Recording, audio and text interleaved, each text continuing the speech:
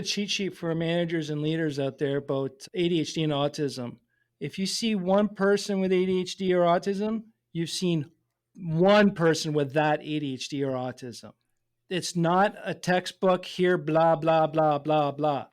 Everyone's unique and different. So my impulsivity is a lot higher than others. My hyperactivity is a lot higher than others. But my emotion regulation is actually not too bad once I got my system. So it's all different. You can't broad stroke all neurodiverse people. You got to look at the differences. And you know what? If we would run companies with neurodivergent people in mind, you'd have a better, efficient, successful company, because that means we're concentrating on the uniqueness and making things more efficient rather than following rules that's been around for 200 years. Yeah, that's Yeah. my rant. Yeah, I love that. I love that. I love that. What Andre says is so right, because it fits into this whole idea around all of us are so much more than one thing. And by the way, this is why stereotypes just fall apart very quickly if you ever think about them, right? Are Mark and I the same because we're both men? Are Mark and I completely different because we're of different races? Are Mark and I the same again because we both play golf? Right. So if you just put all these things together, and the minute you hear someone start saying, all women are like this, right?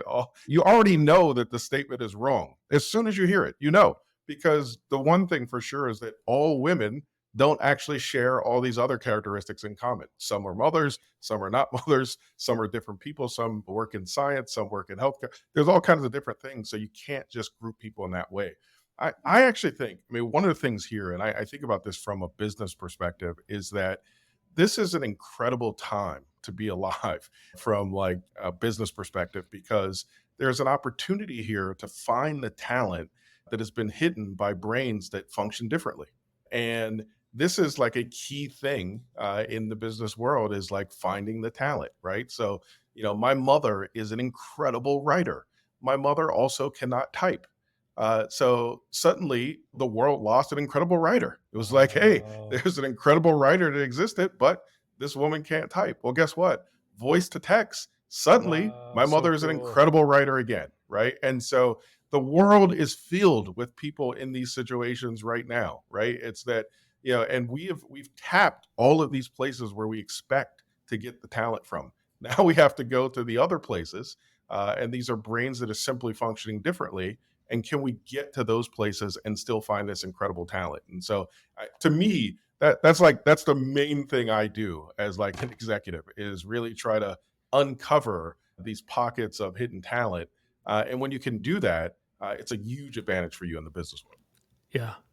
Jeff, in your manufacturing business, you started studying the Toyota production method back in the 90s.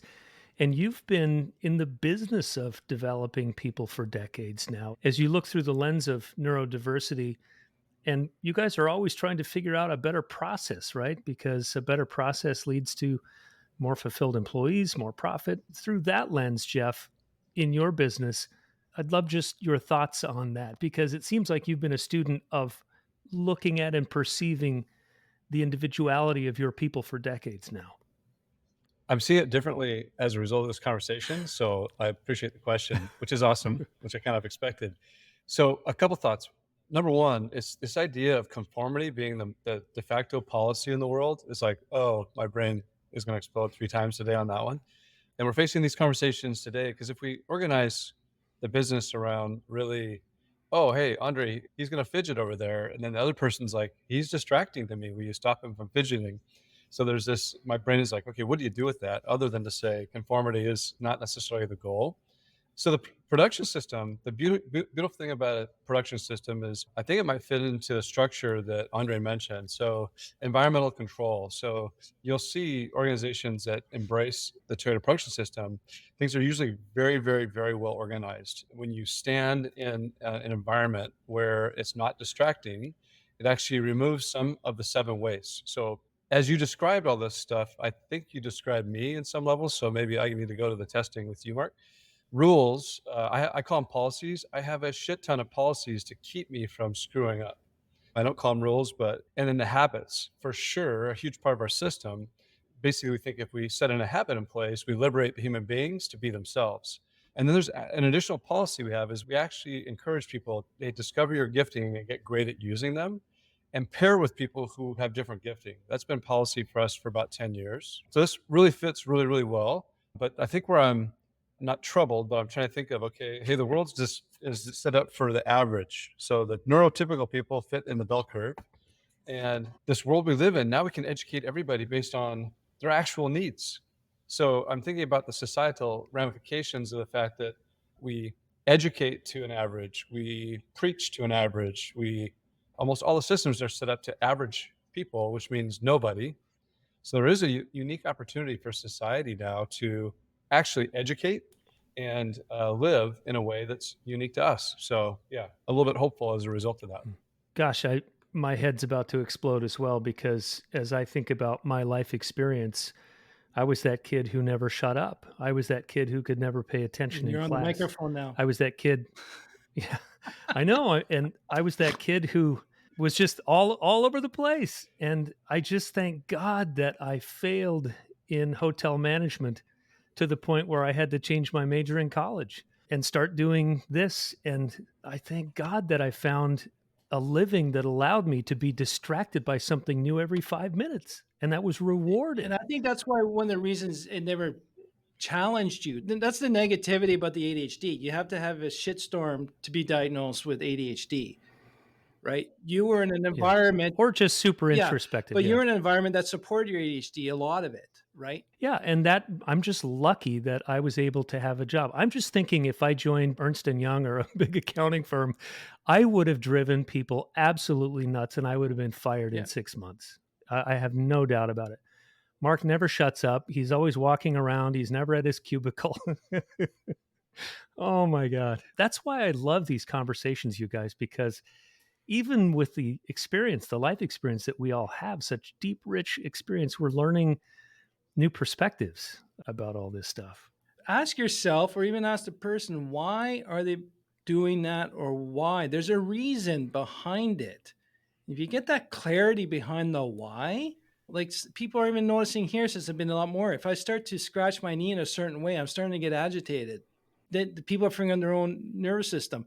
Or even my assistant, Sarah, she'll actually stop someone from talking because she knows I'm in a zone trying to figure something out. She'll say, no, not yet. Just let him process this out, right? But that's all because of communication, but having people around me that actually value the differences and they see the value. Like here's another pill that I had. Everyone, when things went wrong and people couldn't think straight, that's when people wanted me around. They want me around during that time. But once everything's calm and cool, now I become a pest again. Get away, go away. Kristin, as a mom, I'm guessing you have a different perspective on all this stuff because you have the feeling of protection, wanting your boys to succeed in the world and to be valued for the humans that they are. Yes, for sure. I think you kind of bring the humanity into the leadership, but at the same time, I love how André said it too. You still have the same standards of it. It's just you allow a wider canvas. And what I think has been fascinating, and Orlando said it earlier, we're in a unique time.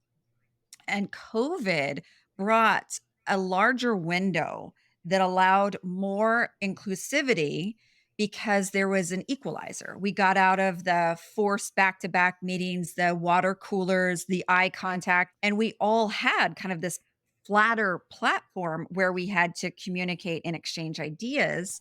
And so with that, introverts and different individuals who might have had a more muted voice in a traditional fishbowl, all of a sudden were able to contribute differently and to put forward their work and see it acknowledged. When the clock went away from 9 to 5 and went into an extended workday and asynchronous, all of a sudden these talents that before were either minimized or hidden really became a core contributor. And it really has forced a reckoning with the differences are what make us faster on a lot of levels. There was a reason there was a huge double tap into diversity work, which is still needed and still a core area. But to your question about being the mom, one of the things I've said to both of my boys who are now young men is the world isn't going to bend to you. So there's still going to be those components. However, so we've worked on handshakes and eye contacts and all the social norms just for the initial exchanges. But as André said earlier, my younger son was always kicked out of the class and was punished for that. And I remember him calling me one time, and I was on a business trip in Europe. And he said, I got in trouble for talking again. And I said, well, be sure to tell them that your mother gets paid to talk for a living. And what they are doing is just trying to put somebody into a box. And that's when I knew that school wasn't for him. And I would say the same, we can outgrow jobs, but maybe not necessarily the company. Yeah. We should be able to try on different things until something better fits us. There's not one job for one person. And change, I think, is going to be the new job description. And the people have to take ownership. If that's not the place to move and find it, right? To go on your point, Kristin, I remember I told my grade 5 teacher, I was going to the principal's office all the time because I was bored, I was distracted. And then she finally asked, why do you keep distracting the class? I said, because you're boring. It's not interesting. Like, I wasn't trying to be arrogant. It was just a valid truth. Like, if you make it more interesting, I'd be more engaged, but I got my work done quick. So let me go. Let me go and grow.